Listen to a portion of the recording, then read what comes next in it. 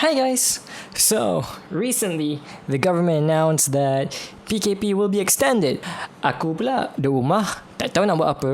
Nak jamming, tak semua studio buka.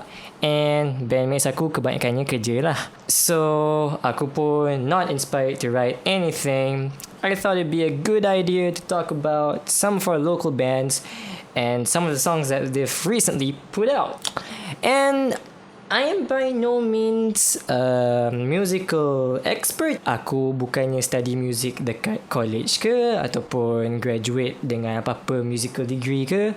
Aku cuma seorang bedroom musician who's trying to break down and appreciate some of our locals' finest from a technical standpoint. This is by no means a reaction video. I am just analyzing these songs from a technical point of view. Without further ado, let's analyze Bunkface's Akhir Zaman.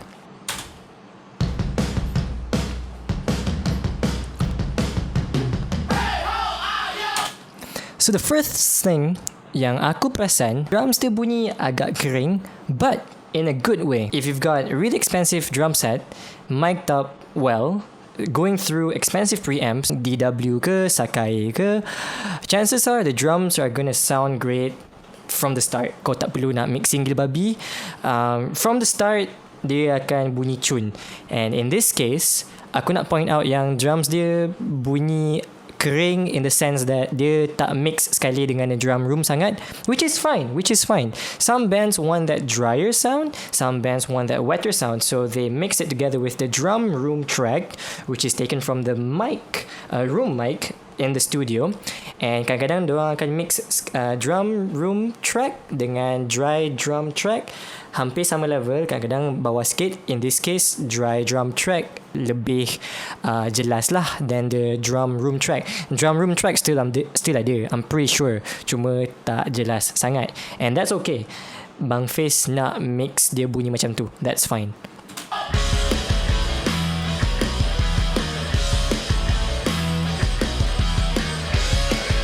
Right, slash band going on in the background.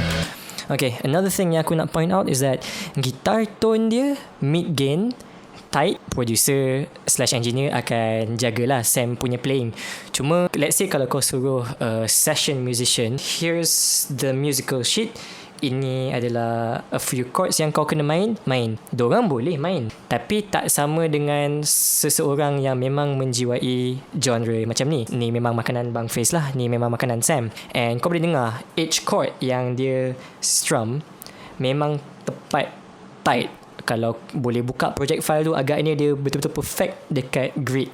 Bila gitar kau gain tak banyak, tapi kau nak buat je bunyi macam gain tu banyak, kau kena petik dengan kuat. Not exactly, but basically macam tu lah. What I'm trying to say is that Sam is a really good guitar player. He does what he does best. Music macam ni memang makanan dia. I'm guessing single coils plug into an orange or a Marshall. Yeah, sounding really tight.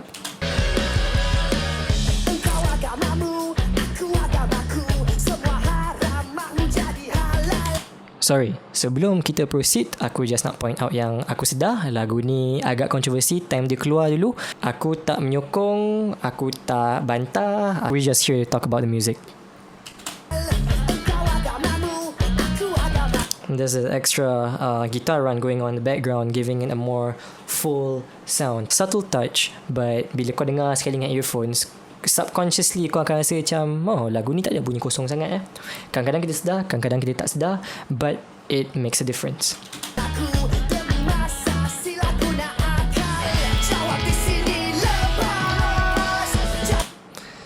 But lepas tu dia ada extra layer, na na na na na, lepas coming through the left speaker, but halus.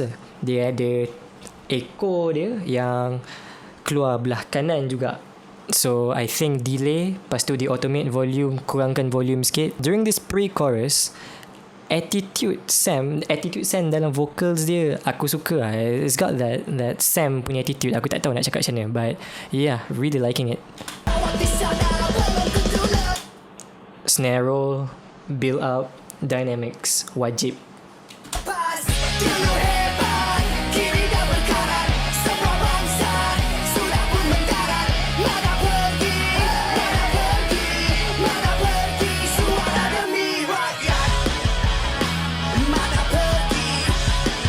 Tremolo picking going on in the background, sort of like a Guitar Hero style of solo, just to add a little flavor.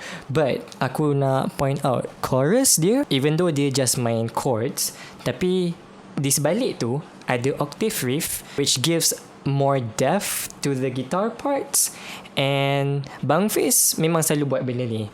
Tak percaya? I'll show you an example.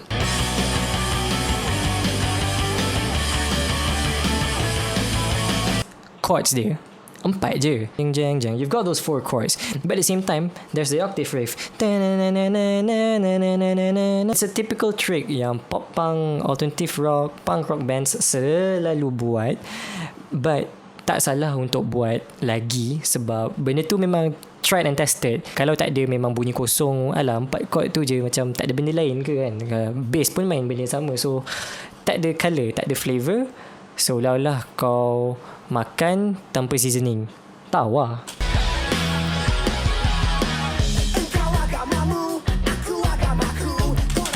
The hi-hats sound very crisp.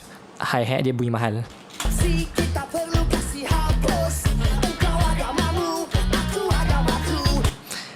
Again, the guitar runs, but over here I just want to point out the harmony. Songs in C sharp minor, which is the Aeolian of the song. Aku nak point out yang paling common dalam contemporary music, dalam mainstream music adalah Ionian, which is nombor 1, dengan Aeolian, which is nombor 6. We know that this song is in C sharp minor, which is equivalent to E major, and na na na na na na. That na is an E, which is the major of the song. So, na na na na na na na na na na na na na na. That is what Sam's doing in the background, but slightly off pitch and agak kacau lah. In bagi aku agak kacau. No hate, it's just my opinion.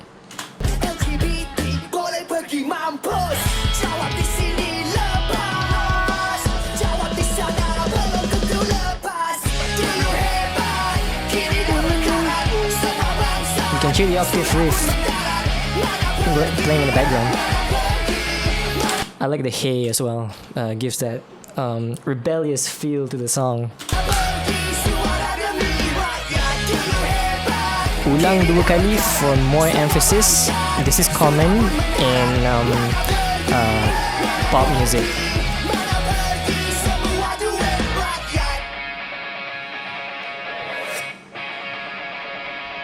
Part ini best.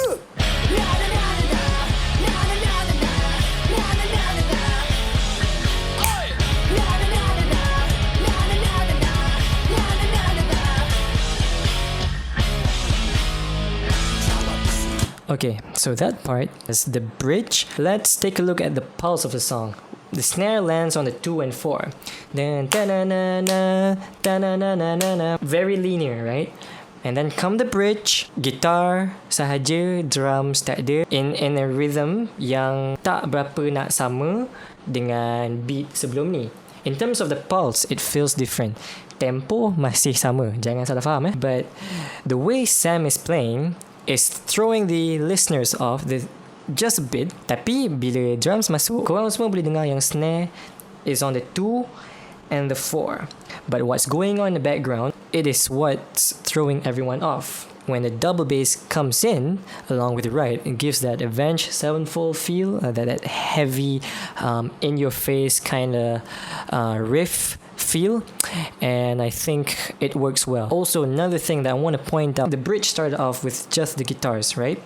And no drums. That's because they want to create a dynamic.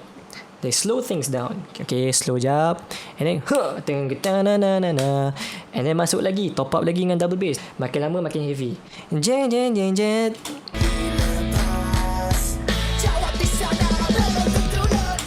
Masuk pre-chorus yang agak tenang, and then masuk balik the heaviness, the rock and roll dengan the drum, the drum roll, masuk chorus.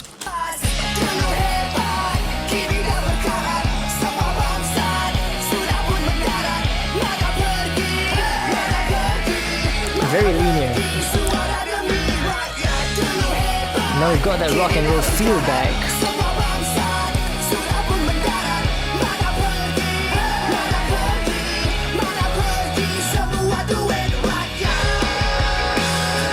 Notice how the riff is the same as the intro. Throwback. Double time. That's the finale. Ends it with a mic drop, slight distortion, and kind of digging the attitude on Sam's Akhir Zaman. It's got that raspiness, and obviously you can feel how he's feeling about this song, which makes all the difference rather than just plainly singing about it. So some of the things that I want to point out tentang lagu ni is the use of dynamics. Choose when to slow down and then when lure the audience back into all the chaos and like the rock and roll. And at some point they even took it one step further by adding the double bass and the ride, which to me sounds very evil, very metal. Never heard Bunkface do something like that. That's new to me. We've got guitar riffs that's simple but memorable, right? It's infectious, you instantly remember it. People think that vocal lines have to be catchy. Not just vocal lines, guitar parts need to be catchy too. And me as a guitarist, as a guitar player, I feel like aku boleh hafal parts, guitar parts dalam lagu ni dengan senang. Because it's simple and yet it's impactful. Under 3 minutes, we're getting so much and I'm loving this. That's it for today. I had fun breaking down Bunkface's Akhir Zaman. As I said, I'm not an expert. I might not be too technical about the music, but at the same time, I just want people to realize that, you know, it's not just 4 chords. It's not just, oh, it's loud music. I want us, the listeners, to appreciate what it's like to write a song. If only people realize that it requires talent to actually write music. A lot of hard work is put into writing a song. If you want to see more from me, please leave a like, leave a comment in the comments box, and of course, please subscribe. My name is James Yusof. Thanks for watching. Assalamualaikum.